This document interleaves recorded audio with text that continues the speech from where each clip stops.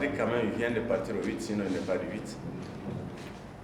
Et maintenant, tu es juste voisin du 8. Ah, donc il faut venir vers là. Donc tu viens ici. Ouais.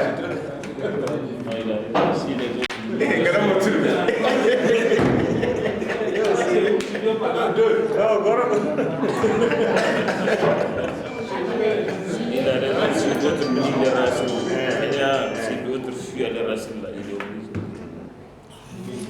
Voilà.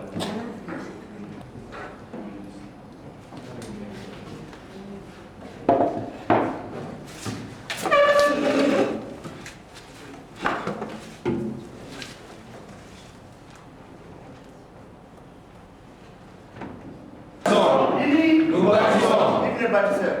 Merci.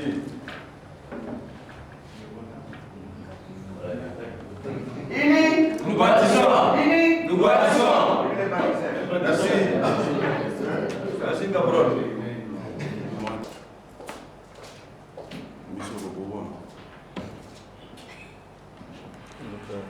Ok, tout d'abord, permettez-moi de remercier l'ensemble du bureau communal ici présent et aussi permettez-moi de vous saluer pour nous avoir accordé ce temps d'échange. Le MOC, pour nous, le MOC s'inscrit dans la logique de l'accord de paix issu du processus d'Alger. Qu'à cela retienne, l'accord a été signé par notre gouvernement. L'accord aussi a été signé par les groupes armés qui sont issus de la société civile dans laquelle nous sommes. Autrement dit, la plateforme de la sécurité. Alors, dès lors que cet accord a été signé, pour nous, tout un Malien, tout celui-là qui est régi par la Constitution de 92 est naturellement engagé. Parce que c'est le magistrat suprême qui a apposé sa signature, qui a donné quitus à la valabilité de cet accord. C'est d'où notre engagement en tant que fils de Mali. Parce que tout simplement, le magistrat suprême, le président de la République, est pour l'accord. Naturellement, nous qui avons voté pour lui, nous aussi, nous avons obligation d'accompagner cet accord. Alors, le MOC est une clause de l'accord. Naturellement, nous sommes pour. Nous avons, depuis un certain temps, demandé ce démarrage de ce MOC qui, pour nous, va répondre à certains fléaux qui continuent de miner nos populations, à savoir le banditisme, à savoir les braquages, à savoir les vols, à savoir les assassinats de tout genre. Pour nous, le MOC va véritablement répondre, parce qu'en ce temps, on saura qui fait quoi, qui ne fait pas, qui fait quoi, et à quel titre ou bien sous quelle coloration la personne se permet de poser les actes. Pour nous, nous saluons ce démarrage et nous pensons que ça serait une solution durable au fléau qui continue, qui est en train de nous miner, à savoir l'insécurité grandissante. C'est ce que nous pensons par rapport, comme on appelle, à ce démarrage que nous saluons. Et aussi, nous félicitons l'ensemble des acteurs qui ne ménagent aucun effort pour la stabilisation de notre pays, particulièrement de notre région, qui connaît aujourd'hui une situation asymétrique. Et nous pensons que le MOC, ainsi que tous les autres processus, à savoir les DDR, vont véritablement faire asseoir la paix dans notre chère région, particulièrement dans notre commune urbaine. C'est ce que nous avons à dire par rapport à ce démarrage. Alors, en termes de priorité, nous pensons que nous sommes une jeunesse qui a été mise en place, un bureau qui a été mis en place dans une situation très complexe. Autrement dit, dans une situation qui a comme mot principal l'insécurité. Dans une situation qui a comme fléau principal le chômage. Donc, nous, en tant que responsables des jeunes au niveau de la commune, nous pensons que notre priorité, c'est l'émergence de la jeunesse à travers son employabilité. Parce que pour nous, si on entend le banditisme, c'est nous les jeunes. Si on entend l'insécurité qui est en train de prendre un aspect grandissant, c'est nous les jeunes. Et pour nous, selon nos analyses, l'analyse du bureau, cela est dû naturellement au manque d'emploi, à ce chômage qui est dû principalement au fait de l'occupation. À l'occupation parce que l'occupation est venue bouleverser la situation socio-économique de la jeunesse. Des jeunes, on l'avait dit, qui à peine à un moment donné ont pu se relever avec cette occupation, ne connaissent pas le socle du développement. Naturellement, ils ne savent pas où partir et certains qui n'ont pas été à l'école de blanc comme nous sont en train de se faire enrôler.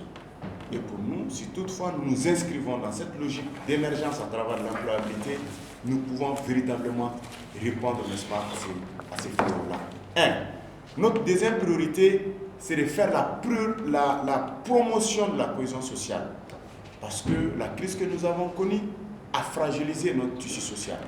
Et nous pensons réellement que nous devrons apporter notre pierre dans la stabilisation à travers la promotion du pardon, la promotion de la cohésion sociale, la promotion particulièrement du vivre ensemble, qui a été dans le temps le facteur majeur qui réunissait nos ancêtres, qui réunissait nos grands-pères. Donc pour nous, nous avons une obligation de résultat pour remettre, n'est-ce pas, cette terre qui nous a été léguée par nos grands ancêtres, pour le remettre à nos petits-fils dans une cohésion sociale parfaite. Et pour nous, nous devrons nous inscrire dans cela. C'est pourquoi nous avons un axe majeur. Nous avons parlé du festival de la Dune Rose, le festival de Koïma. Voilà un festival qui, pour nous, nous allons tenter de porter ses jalons dans un premier temps. Nous allons aussi demander à l'ensemble de la communauté internationale, particulièrement de notre cher pays, de nous accompagner par rapport à cette réussite. Parce que nous pensons que Koïma est un site historique. Les gens ne le savent pas, mais Koïma a été, n'est-ce pas, l'épicentre d'une gestion concertée de l'ensemble des crises que le monde a connues. Parce que les gens le disent, à Koïma, les grands sorciers du monde entier se retrouvent chaque année pour faire l'évaluation de la nature humaine. Alors pour nous, pourquoi on n'est pas parti? On a passé à Ouagadougou, on a passé à Alger, on est revenu à Bamako, pourquoi ne pas tenter Koïma? Voilà une dune, une sorte de montagne sableuse au côté du fleuve Niger qui en réalité ne tarisse, malgré le tarissement du fleuve, mais il n'y a jamais eu de disparition. Malgré les vents torrides que la région connaît, voilà, cette montagne ne bouge jamais. Alors pourquoi ne pas aller tenter la réconciliation au niveau, comme on appelle, de ces sites historiques? Et nous pensons qu'en plus de ces trucs-là, nous avons d'autres chantiers. Nous avons aussi le chantier du sport. Nous venons de reconnaître, nous venons d'avoir pour la première fois après 20 ans une équipe de notre région qui part en première division. Cela montre que nous faisons à partir de l'instant T, nous sommes du Mali. Et nous avons obligation de soutenir ce sport-là qui nous lie au reste, comme on appelle, du Mali. Et nous pensons que voilà des différents aspects auxquels nous devrons participer. Naturellement, à côté de cela, contribuer aussi à l'amélioration des conditions hygiéniques des populations à travers les trucs d'assainissement, à travers la salubrité, à travers le reboisement, contribuer à tous ces différents paramètres-là. Et contribuer aussi à porter notre pierre dans ce que nous appelons l'insécurité. L'insécurité, à pouvoir sécuriser, à participer à travers un cadre concerté de la sécurité auprès de vous, les partenaires du Mali, auprès aussi de nos FAMA, nos forces de sécurité et de défense, en termes d'information, en termes aussi d'autres choses que nous saurons exprimer sur les antennes. Nous pensons que voilà les défis majeurs que nous devrons relever en termes aussi d'emploi. Et nous avons dit que depuis un certain temps, notre région connaît une situation qui en réalité ne va pas nous faire grandir, à savoir la situation de l'éducation. Nous nous sommes dit que Gao est connu dans le temps comme étant la région du Nord qui a le plus grand nombre d'intellectuels au niveau du pouvoir central.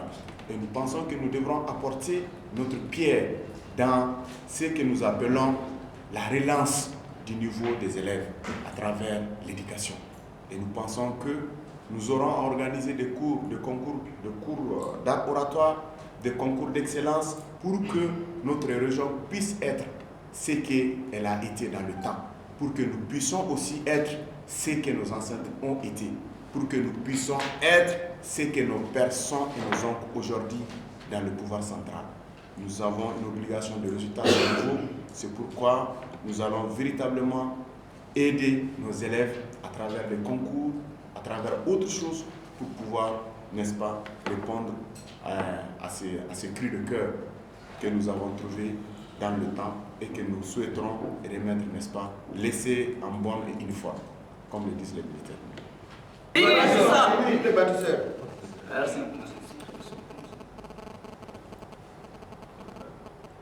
Bon, nous sommes la jeunesse communale de la région de Gao, la commune urbaine de Gao plutôt.